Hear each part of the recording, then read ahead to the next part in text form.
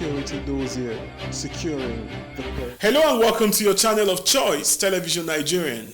I am Lawrence Audu and you're watching Security DOSSIER, the program that focuses on security issues in and around the country, as well as efforts of security agencies in the defense of the territorial integrity of the nation. You can watch us live on www.tvn.news or follow us on Twitter, Facebook, and YouTube at Television Nigerian. On the program today, we shall be looking at the secret military symmetry as alleged by the Wall Street Journal. Recently, the media organization released a report that the Nigerian military has been conducting secret burials of troops who died fighting insurgency in the northeast of Nigeria. In fact, the publication said over 1,000 soldiers are either missing or have been killed and their bodies interred in unmarked graves. I was a part of a fact-finding mission by an international human rights body, the Global Amnesty Watch, to the northeast of the country and environs. And here is a report.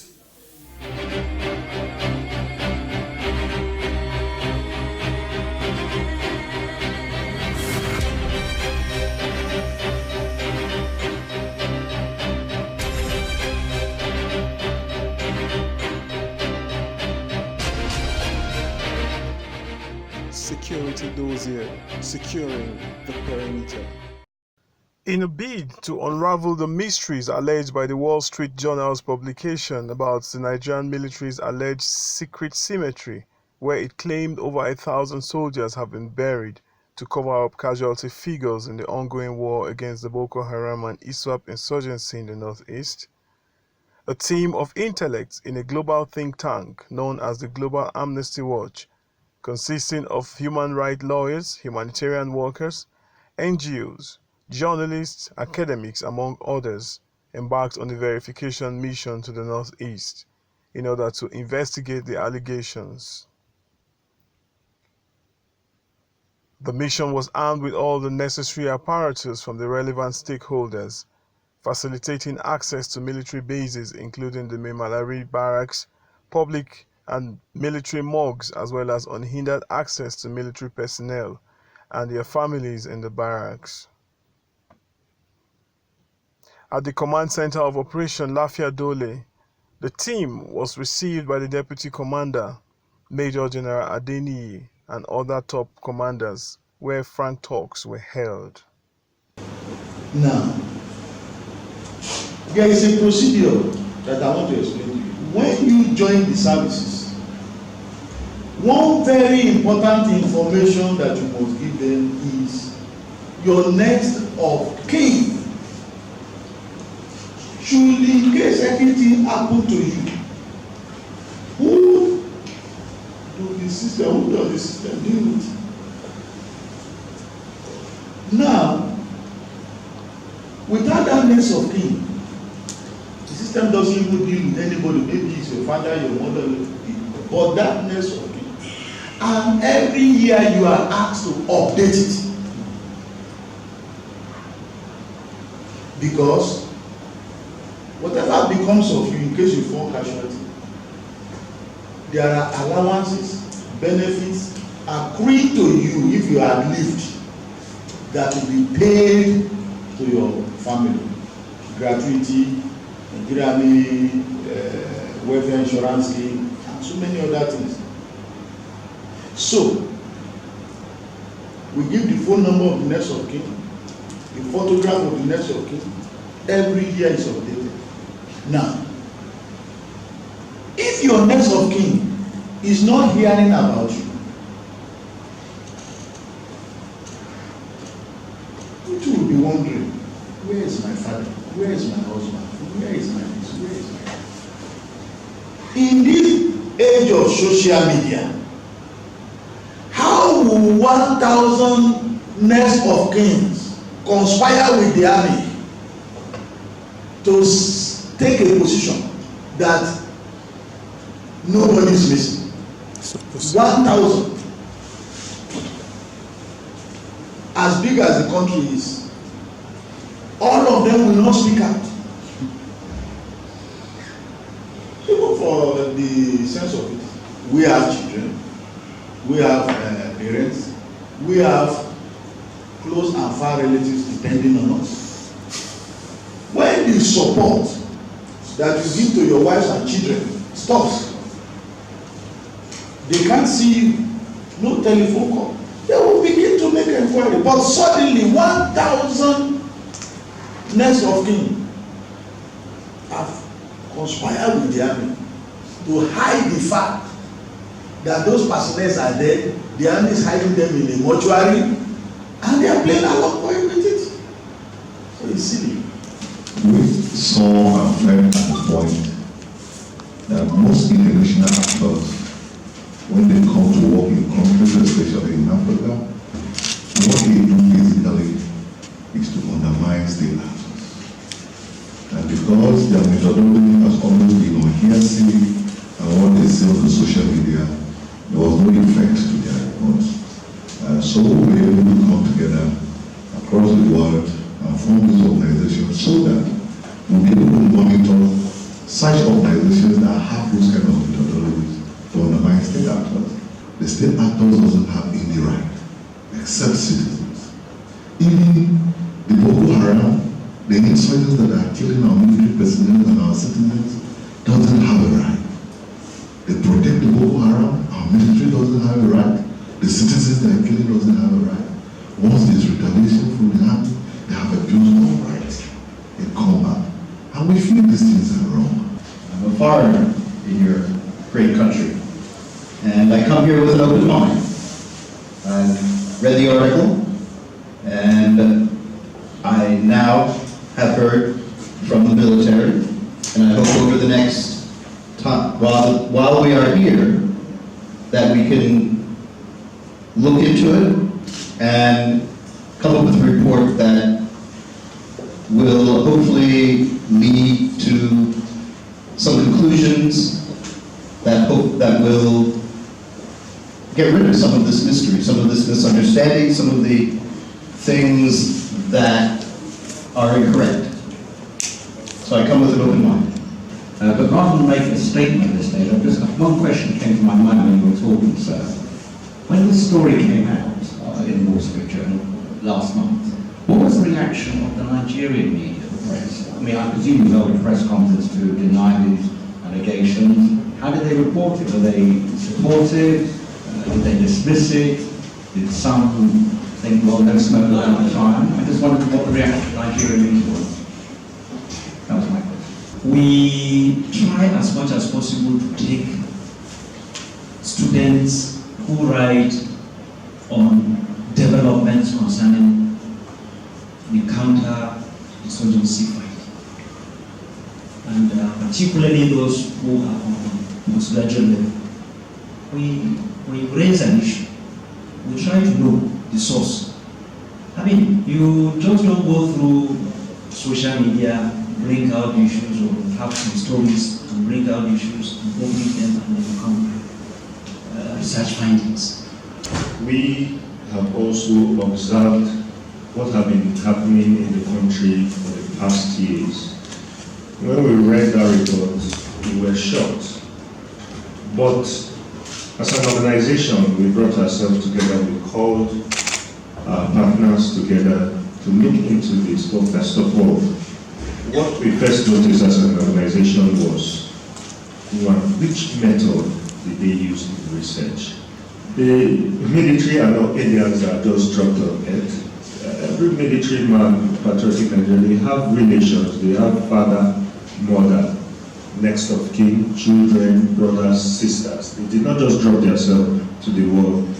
I know Nigerians, if 1,000 people, just like they say, if the family go out on rampage, the country cannot stand.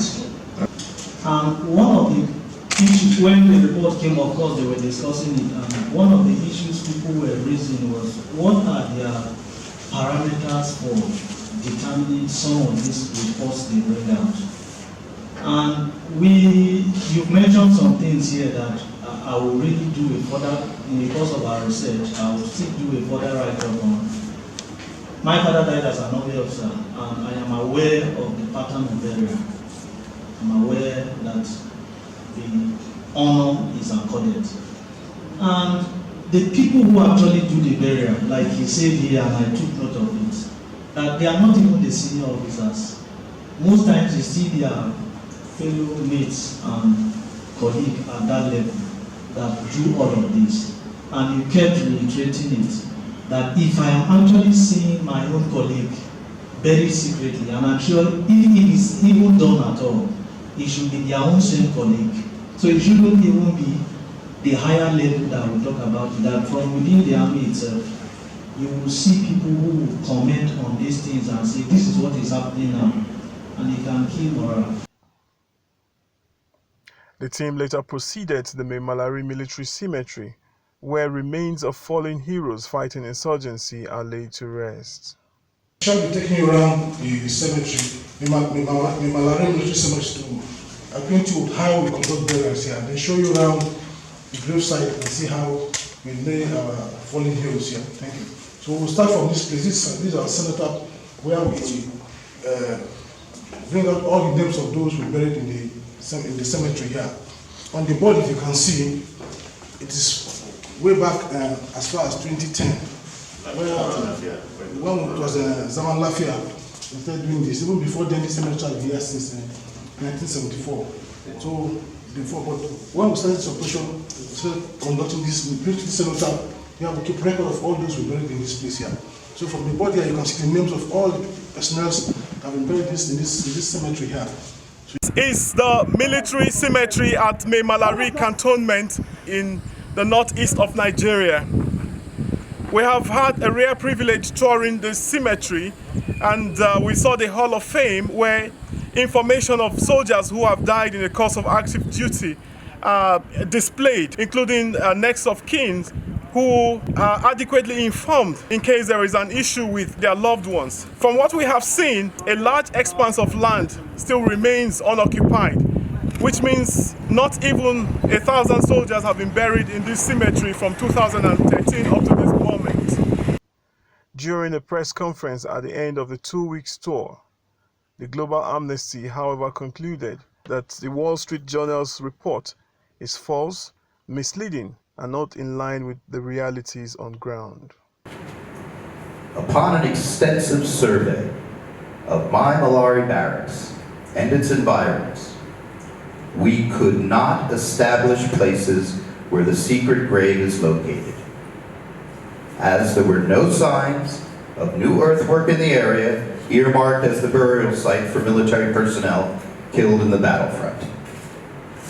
The only sign of earthwork was dated June 2018 on about 20 graves with the names of the soldiers inscribed on a metal plate stating the date of burial and name. The large portion of the site had been taken over by grasses, as there were no signs of a pathway or recent excavation of the ground to suggest that mass burials had taken place in recent times. Subject of so-called overflowing morgues, other team members visited the Nigerian Army Reference Hospital, where they interacted with military and civilian workers. From the interactions, it was gathered that, contrary to the story by the Wall Street Journal, there were no such cases of overflowing corpses recorded in recent times. And as an observation, it should be noted that the visit itself to the wards was greeted by widespread excitement from soldiers receiving treatment for various degrees of injuries. The bulk of those admissions were victims of landmines planted by Boko Haram terrorists in the theatre of war. The chief medical director of the hospital stated that cases that cannot be handled at the hospital are transferred to the 44th Nigerian Army Reference Hospital in Kaduna. A total number of 64 soldiers were on admission at the time of this visit.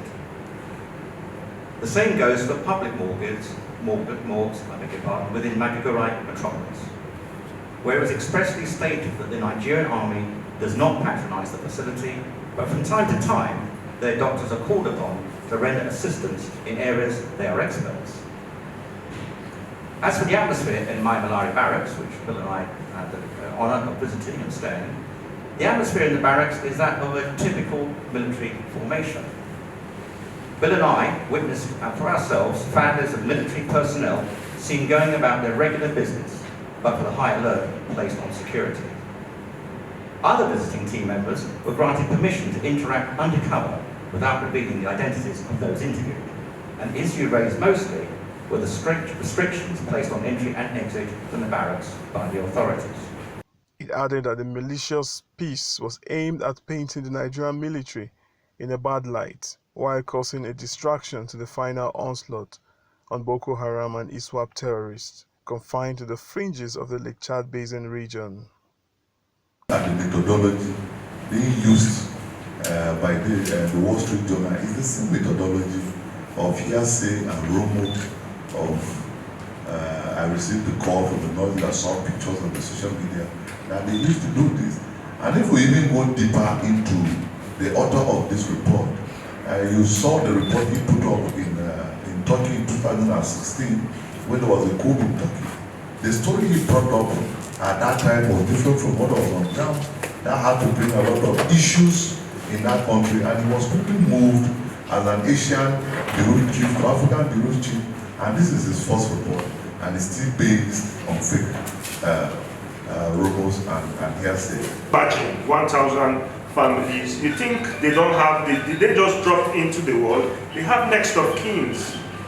Just imagine your friend is missing, your husband is missing. If 500 people shout in this country, it will become a problem. It's totally false. And when you see the cenotaph, because when they go to bury, they list the name of the soldiers buried is added, and you see cause of death. Some you see GWS, which means gunshot wounds. Some if it's illness, and you see the left side of the grave is Christians, the right side is Islamic burial ground. The total number of people on that cenotaph is not even up to 1,000. And so the story, yes, and the story is entirely false. And yes, for the past 5 years, the story is entirely false from affirming it is difficult for 1,000 soldiers to disappear into thin air and buried secretly without their families raising alarm that could reverberate throughout the country. Welcome back from that report. I hope you are now better positioned to draw your own conclusion on the matter at stake. We have a singular duty as citizens of this great country to pray and support our men and women in uniform who are fighting daily to keep this country safe. Feel free to send us your comments, contributions, suggestions on any of our social media handles. This is where we draw the curtains on the program today until we come your way again next time with another exciting edition. I am Lawrence Audu. Bye for now.